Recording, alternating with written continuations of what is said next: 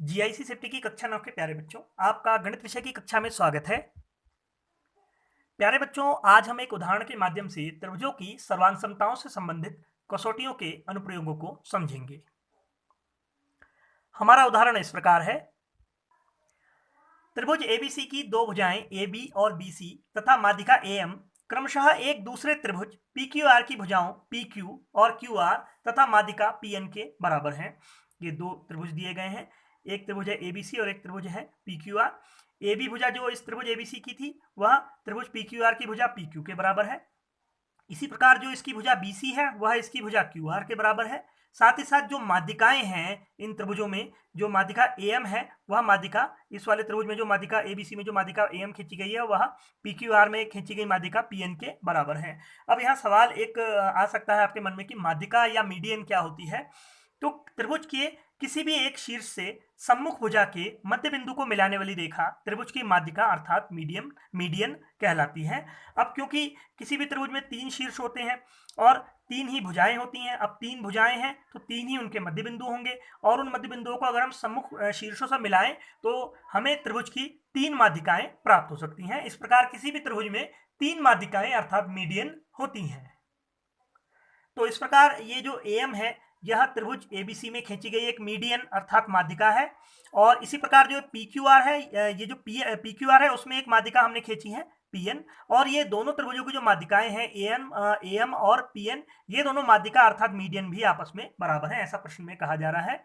अब हमें इन्हीं सब बातों की सहायता से ये दिखाना है इस प्रश्न में कि त्रिभुज ABM और त्रिभुज PQN सर्वांग है। यानी कि ABM ये वाला छोटा वाला त्रिभुज जो बन रहा है वो इसके इस छोटे वाले त्रिभुज के सर्वांग है। साथ ही साथ ABC और PQR भी सर्वांग है, यानी कि ये बड़े वाले त्रिभुज भी आपस में सर्वांग है। आइए अब इस प्रश्न का हल आरंभ करते हैं। सबसे पहले हम लिख लेते हैं, जो दिया है उसे लिख लेते हैं। हमें प्रश्न में दिया था AB बराबर PQ, ये भुजा AB PQ के बराबर है। BC बराबर QR है, ये पूरी भुजा BC इस पूरी भुजा QR के बराबर है। साथ ही साथ दोनों त्रिभुजों में जो माध्यिकाएं खींची गई हैं मीडियंस AM और PN, ये दोनों भी आपस में कैसी हैं, बराबर है। इसके पश्चात जो हमसे प्रश्न में सिद्ध करने को कहा जा रहा है उसे हम लिख लेते हैं। तो प्रश्न में हमें दर्शाना अर्थात सिद्ध करना है कि ABM सर्वांग है PQN के और ABC सर्वांग है PQR के, तो इन्हें भी हम लिख लेते हैं। इन दोनों चरणों के पश्चात अब चलते हैं प्रश्न की उत्पत्ति अर्थात प्रूफ की ओर। एक बार पुनः माध्यिका की परिभाषा पर विचार करते हैं। माध्यिका के बारे में मैंने आपको बताया था कि त्रिभुज के किसी भी शीर्ष से सम्मुख भुजा के मध्य बिंदु को मिलाने वाली रेखा त्रिभुज की माध्यिका कहलाती है। अब ये AM माध्यिका है, इसका अर्थ यह हुआ कि जो M बिंदु है यह BC का मध्य बिंदु होगा। अगर दूसरे शब्दों में कहें तो ये जो M बिंदु है यह इस जो है भुजा BC इसको दो बराबर भागों में बांट दे रहा होगा, यानी BM बराबर किसके हो गया, MC के। ठीक है, जो BM है ऐसा भी कह सकते हैं कि जो BM है भुजा, ये जो BM है रेखाखंड, यह पूरी भुजा BC के आधे के बराबर होगा, यानी कि रेखाखंड BM बराबर भुजा BC बटा 2। इसी प्रकार ये जो PN है यह भी एक माध्यिका अर्थात मीडियन है। इसका अर्थ हुआ कि ये जो N बिंदु है यह भी इस भुजा QR का मध्य बिंदु होगा निश्चित रूप से, यानी कि ये जो QN और NR है ये दोनों बराबर होंगे आपस में और साथ ही साथ ये पूरी भुजा QR के आधे के बराबर होंगे। इस प्रकार हम कह सकते हैं कि QN बराबर QR बटा 2।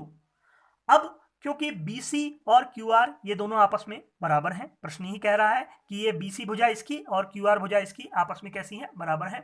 अब ये दोनों भुजाएं बराबर हैं, इसका मतलब इनके आधे भी आपस में बराबर होंगे, यानी कि जो ये आधा खंड BM है इस BC का वह QR के आधे खंड QN के बराबर होगा। ठीक है, यानी BC और QR बराबर थे, इसका मतलब हुआ कि इनका आधे आधे जो होंगे भाग वे भी आपस में कैसे होंगे, बराबर होंगे। इस आधार पर हम कह सकते हैं कि BM बराबर किसके होगा, QN के। तो अब इस तथ्य को हम गणितीय भाषा में लिख लेते हैं। क्योंकि BC बराबर है QR के, अतः हम कह सकते हैं कि BC का आधा भी बराबर होगा किसके, QR के आधे के। अब हम BC के आधे के स्थान पर लिख सकते हैं BM। हमने BM क्यों लिखा, क्योंकि M जो बिंदु है वह क्या है, BC का मध्य बिंदु है, अर्थात हम ऐसा भी कह सकते हैं कि BM जो है इस पूरी भुजा BC के आधे के बराबर होगा। तो BC बटे 2 के स्थान पर हमने लिख दिया कितना, BM। इसी प्रकार QR बटे 2 के स्थान पर हम लिख सकते हैं कितना, QN। ठीक है, तो ये हो गई हमारी समीकरण नंबर 1, यानी कि BM बराबर QN, ये हमने सिद्ध कर दिया है। ठीक है, अब हम इन त्रिभुजों में चलते हैं। जो त्रिभुज है ABM और त्रिभुज PQN, जिन्हें हमने सर्वांग सिद्ध करना है जिनको, तो त्रिभुज ABM व त्रिभुज PQN में ठीक है। ABM और PQN में अगर हम देखें तो AB किसके बराबर है, ABM की भुजा AB बराबर है PQN की भुजा PQ के, ठीक है। ये हमको प्रश्न में ही दे रखा था। साथ ही साथ जो AM माध्यिका है वह किसके बराबर है, दूसरे त्रिभुज की माध्यिका PN के बराबर है, ठीक है। ऐसा भी कह सकते हैं कि ABC की माध्यिका AM बराबर PQR की माध्यिका PN, ठीक है। ये भी हमको प्रश्न में दिया है। साथ ही साथ अभी हमने सिद्ध किया है कि BM किसके बराबर है, ये बराबर है QN के, BM बराबर है किसके, QN के, जिससे संबंधित हमने समीकरण नंबर 1 भी बना रखी थी। तो इस प्रकार हम कह सकते हैं कि त्रिभुज ABC की तीनों भुजाएं त्रिभुज PQN की अपनी संगत भुजाओं के अलग अलग बराबर हैं, यानी AB भुजा इसकी, PQ भुजा इसकी के बराबर है, इसकी BM भुजा इसकी भुजा QN के बराबर है, साथ ही इसकी AM भुजा और इसकी भुजा PN ये भी आपस में कैसी हैं, बराबर हैं। इस प्रकार भुजा भुजा भुजा सर्वांग समता के आधार पर हम कह सकते हैं, यानी कि साइड साइड साइड सर्वांग समता कसौटी के आधार पर, कि त्रिभुज ABM सर्वांग सम होगा त्रिभुज PQN के। तो हमने लिख लिया कि त्रिभुज ABM सर्वांग सम होगा त्रिभुज PQN के। ये किससे हुआ, SSS यानी साइड साइड साइड अर्थात भुजा भुजा भुजा सर्वांग समता से, ठीक है। तो हमने पहला भाग तो अपना सिद्ध कर लिया कि त्रिभुज ABM और त्रिभुज PQN परस्पर सर्वांग सम है। अब हम अपने दूसरे भाग की सिद्धि की ओर चलते हैं। उससे पहले एक बार हम जो अभी हमने सिद्ध किया उसका अवलोकन कर लेते हैं। हमने ये सिद्ध कर लिया है कि ये वाला त्रिभुज और ये वाला त्रिभुज ये दोनों कैसे हैं, आपस में सर्वांग सम है। अब अगर ये सर्वांग सम है तो इसका मतलब ये हुआ कि इनके जो शेष भाग है भुजाओं, तीनों भुजाओं की तुलना करके हमने इन्हें सर्वांग सम सिद्ध किया है। अब ये एक बार सर्वांग सम सिद्ध हो गए तो इनके संगत भाग भी आपस में कैसे होंगे, बराबर होंगे। यानी कि ये जो कोण B है ये किसके बराबर हो जाएगा, कोण Q के, ठीक है। ये जो कोण B है इस त्रिभुज ABM का, ये PQN के कोण Q के बराबर हो जाएगा, ठीक है। अब इसका प्रयोग हम कहाँ करेंगे, CPCT के आधार पे हम ये सिद्ध कर सकते हैं सरलतापूर्वक कि कोण B बराबर कोण Q के है। अब इसका प्रयोग हम कैसे करेंगे, अगर हम इस बड़े वाले त्रिभुज ABC और इस त्रिभुज PQR को देखें, जिन्हें हमने सर्वांग सम सिद्ध करना है, तो इन त्रिभुजों को एक बार इनका भी अवलोकन कर लेते हैं। AB भुजा बराबर है PQ के प्रश्न के अनुसार, BC भुजा बराबर है QR के, और ये जो बराबर भुजाओं के युग्म है इनके बीच का कोण भी क्या है, बराबर है, ठीक है। क्योंकि कोण ABM बराबर है कोण PQN के, इसका अर्थ ये हुआ कि पूरा कोण ABC बराबर होगा कोण PQR के, क्योंकि ये कोण वास्तव में बराबर ही है। PQN का मान और PQR का मान अलग अलग नहीं है, ये एक ही कोण है वास्तव में देखा जाए। हमने यहाँ N बिंदु तक देखा और यहाँ पर PQR में कोण यही है, R तक देख लिया, ठीक है।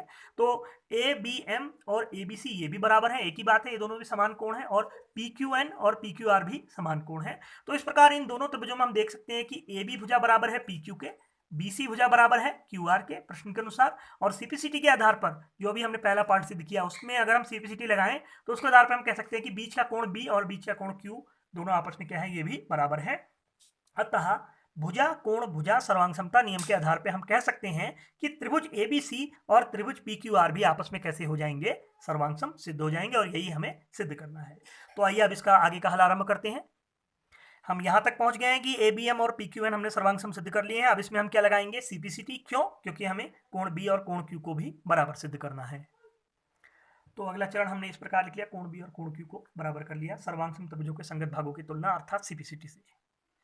अब इसके पश्चात हम ये बड़े त्रिभुजों की ओर चलते हैं, त्रिभुज ABC और त्रिभुज PQR की ओर। त्रिभुज ABC व त्रिभुज PQR में भुजा AB बराबर है भुजा PQ के, और भुजा BC बराबर है भुजा QR के। साथ ही इन बराबर माप की भुजाओं के बीच में बने हुए कोण अर्थात B और कोण Q ये दोनों भी आपस में कैसे हैं, बराबर हैं। अभी भी हमने CPCT से सिद्ध किया। अतः हम इस तथ्य को भी लिख लेते हैं अगले चरण में। अतः भुजा कोण भुजा सर्वांग समता कसौटी के आधार पर हम कह सकते हैं कि